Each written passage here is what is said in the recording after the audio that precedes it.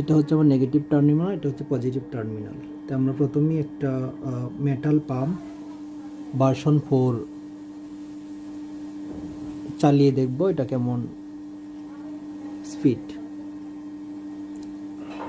এটা হচ্ছে negative terminal, আমি নেগেটিভ টার্মিনালটা আগে কানেকশন দিব। এটা হচ্ছে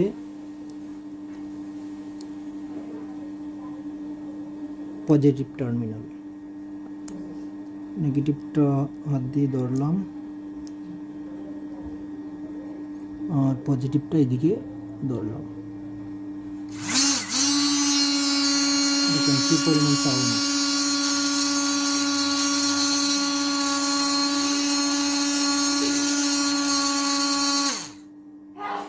ছেড়ে দিলাম। এখন আমরা DC 775